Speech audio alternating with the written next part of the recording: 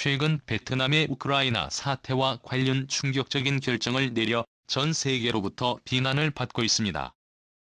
한국 정부는 최근 러시아의 우크라이나 침공을 실질적으로 지원하고 있는 것으로 판단되는 벨라루스에도 수출 통제 조치를 시행하며 강력한 대로 수출 제재를 가하고 있는데요. 충격처에게도 베트남이 러시아를 돕고 있다는 사실이 밝혀졌습니다. 최근 현지 매체 등에 따르면 베트남은 러시아 항공기의 자국 영공 진입을 허용했습니다. 이나 다를까 다른 국가의 항공사 진입을 모두 금지시킨 러시아도 베트남 항공사는 예외라며 러시아 진입을 허용해 주었는데요. 더욱 충격적인 것은 지난 2월 당민코의 주러시아 베트남 대에서는 안드레이 야스킨 러시아 상원의원 콘스탄틴 코서체프 상원의원 등의 러시아 고위급 인사를 두루 만나 경제와 관광 인접 교류 협력 방안을 논의한 것으로 알려졌습니다. 현재 전 세계 모든 국가들의 제3차 대전을 일으키고 있나요?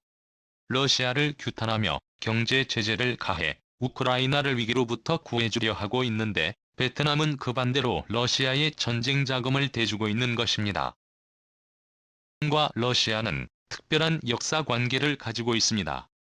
베트남 전쟁 당시에 베트남을 통일시킨 북베트남은 소련의 대대적인 지원을 받았습니다. 베트남의 국부인 호치민 전 베트남 주석도 소련과 깊은 인연이 있죠. 프랑스에서 반제국주의 투쟁 활동을 벌이던 그는 프랑스 당국의 감시가 심해지자 1993년 소련 모스크바로 넘어간 바 있습니다.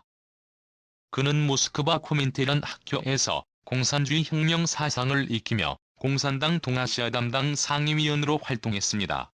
소련 지도자 블라디미르 레닌이 사망한 뒤에 호치민은 그에 대한 고별서를 공산당 기관지에 실어 유명세를 떨치기도 했습니다. 호치민은 사후 하노이에 있는 묘소에 잠들어 있는데 이것 역시 레닌의 묘소를 본떠 만든 것입니다. 방북철이 되어 있는 호치민의 시신은 정기적으로 러시아 전문가의 손길을 받아 관리되고 있습니다. 베트남의 국부 호치민의 일생만 보더라도 베트남과 러시아가 얼마나 끈끈한 관계인지 알 수 있습니다. 2018년 9월 베트남 정부는 러시아로부터 10억 달러 규모의 무기를 사는 계약을 체결하기도 했죠. 베트남 고위 공직자와 기업인 중에 옛 소련과 러시아에서 유학한 사람도 쉽게 찾아볼 수 있습니다. 베트남 공식 의전 서열 1위인 웬 푸중 베트남 공산당 서기장에 1981년 소련의 사회과학원에서 역사학 박사 학위를 받았습니다. 베트남의 삼성으로 불리는 핑그룹 창업자 밤러버 회장 역시 러시아와 때려야 뗄 수 없는 인연을 가지고 있습니다.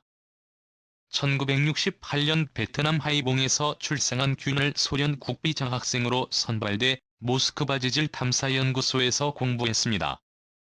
그러다 소련이 무너지자 러시아를 떠나 우크라이나로 이주했고 그곳에서 1993년 인스턴트 라면 제조업체인 테크노컴을 설립해 사업가로 변신하게 되죠. 그는 2000년 베트남에 돌아와 테크노컴을 기반으로 사업을 확장해 재벌의 반열에 오릅니다. 지난해 4월 포브스가 추정한 그의 재산은 755달러 우리 돈으로 9조 7천억 원에 달합니다. 1년간 빈그룹 주가가 많이 올랐기 때문에 지금 추산한 그의 재산은 10조 원이 훌쩍 넘어갈 것입니다.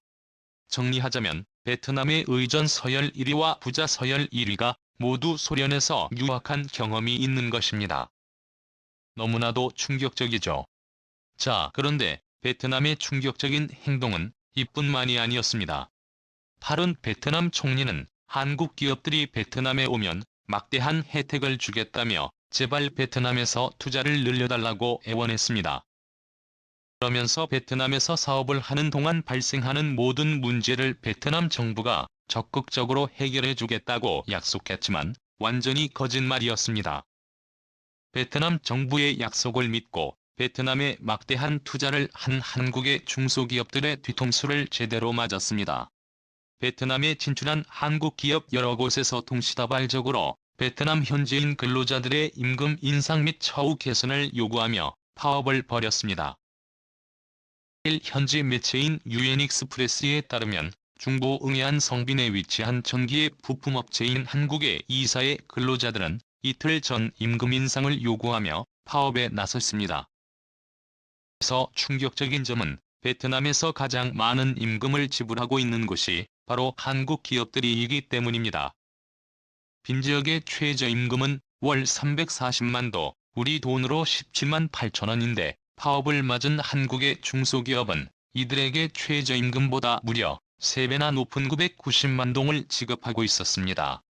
결국 삼성이 베트남의 칼을 빼들었습니다. 베트남 경제의 3분의 1을 담당해오며 코로나 때에도 전 세계에서 홀로 플러스 경제 성장률을 기록할 수 있도록 견인해온 삼성의 베트남에 있는 스마트폰 생산 라인을 한국에 구미로 옮겨버렸습니다. 이에 삼성을 따라 베트남에 진출했던 수많은 한국 기업들도 빠른 시일 내에 베트남에서 투자를 완전히 철수할 것이란 관측이 나오고 있는데요. 한국이 베트남 대신 과테말라를 선택해 대규모 투자를 단행하자 과테말라 국민들의 한국 덕분에 기적이 일어나고 있다고 환호하는 반면 베트남은 제발 돌아와달라며 울고 있는 놀라운 상황이 만들어졌습니다. 과테말라는 현재 스페인어와 영어, 한국어를 주연으로 채택할 정도로 한국에 대한 국민적 열풍이 대단합니다. 과테말라 국정교과서를 보면 대한민국의 별도 페이지로 다루어지는 최초 국가가 될 정도로 과테말라는 제2의 한국으로 태어나고 있습니다. 아니라 과테말라 초등학교와 중학교 3종류 페이지에서도 한국의 역사와 언어가 수록되어 있는데 여기에 한국의 경제문화, 단군 신화와 교훈적 이야기, 통치 파트에 그리고 홍보와 놀부 등 우리의 전통 미덕 이야기에 효녀 심청에 좋은 형제들도 함께 기재되어 있습니다.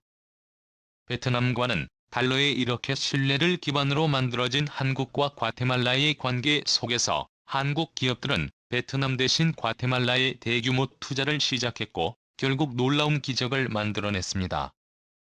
과테말라 노동자들의 생산성을 베트남 노동자 대비 2배나 높았고 이를 간파한 글로벌 의류 브랜드 1위 기업인 한국의 세하상여금 한 과테말라 남쪽 발리 지역에 98만 7천 평을 매입하고 최신형 대규모 공장을 설립해 가동하기 시작했는데요. 최근 투자 규모가 1억 달러를 돌파하며 과테말라 경제 성장에 엄청난 기여를 했습니다. 일일이 손으로 하는 수작업에 의존했던 과테말라에 한국의 기술이 대규모 도입되면서 산업혁명이 일어난 곳인데요.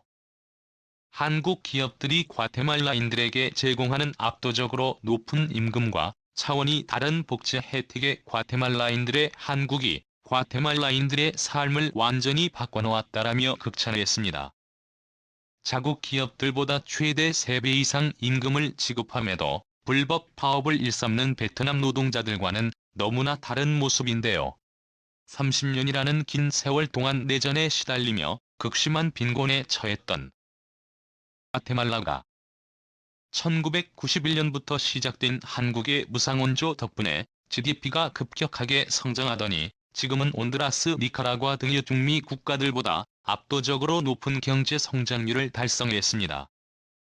1인당 과테말라의 GDP는 4,600달러를 돌파하며 온두라스의 2배, 니카라과의 3배에 육박하고 있습니다.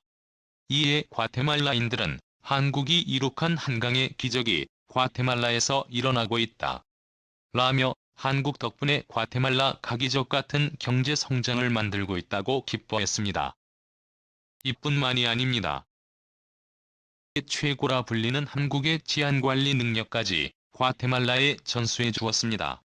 한국은 일본, 싱가포르, 캐나다, 호주 등 세계 최고의 치안 국가보다 더 압도적인 점수를 받으며 세계 1위로 인정받고 있는데요. 대한민국 치안의 핵심은 바로 경찰. 대한민국 경찰의 치안 역량을 전수해 주기 위해 과학, 수사, 교육, 행정, 반부패 대 8개 분야를 전수해 주었습니다. 이를 위해 과테말라 경찰 직무교육센터까지 이렇게 지어주었는데 과테말라 경찰청에서 열린 개원식에는 알레한드로 잔마트의 대통령과 내무부 장관, 경찰청장들, 현직 고위급 인사들이 대거 참석해 한국이 과테말라를 완전히 다른 나라로 만들어 주었다며 고마워했습니다. 오늘도 감사합니다. 최고로 멋.